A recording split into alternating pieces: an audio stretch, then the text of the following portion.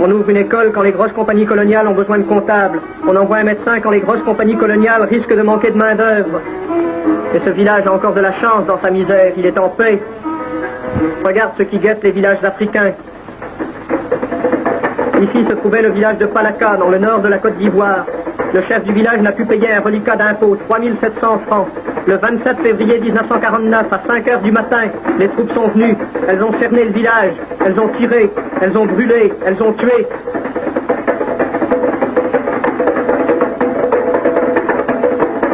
Ici, le chef de village, Sikali Ouattara, a été enfumé et abattu d'une balle dans la nuque, d'une balle française. Ici, une enfant de 7 mois a été tuée, une balle française lui a fait sauter le crâne. Ici, du sang sur le mur, une femme enceinte est venue mourir, 2 balles françaises dans le ventre. Sous cette terre d'Afrique, 4 cadavres, 3 hommes, une femme, assassinés en notre nom à nous, gens de France.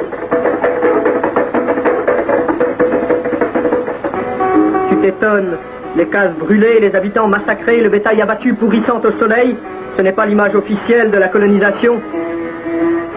Amis, la colonisation, ici comme partout, c'est le règne des vautours.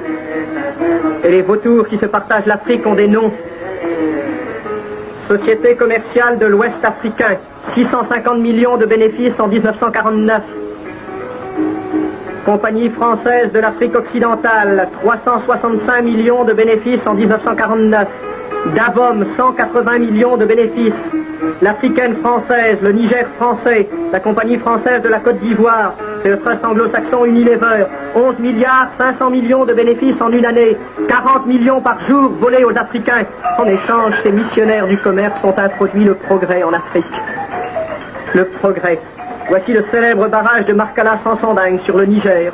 Une turbine fournit de l'électricité aux maisons des Blancs. Mais il n'y a pas d'électricité pour ouvrir les vannes devant les péniches des grandes compagnies coloniales, car la sueur des Noirs à 50 francs par jour revient moins cher que l'installation et l'entretien d'une turbine.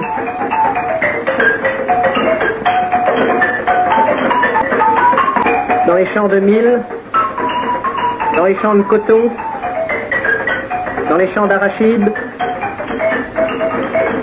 les femmes noires, les enfants noirs travaillent. Les revenus de l'Osieur et d'Unilever montent en flèche. Perfectionner l'équipement, à quoi bon?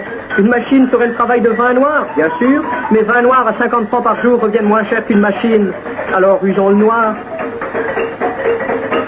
D'ailleurs, le forgeron est sur place pour réparer les instruments et pour en fabriquer d'autres. Et ses fils peuvent l'aider. Une école, pas besoin de savoir lire pour faire marcher ce soufflet 16 heures par jour.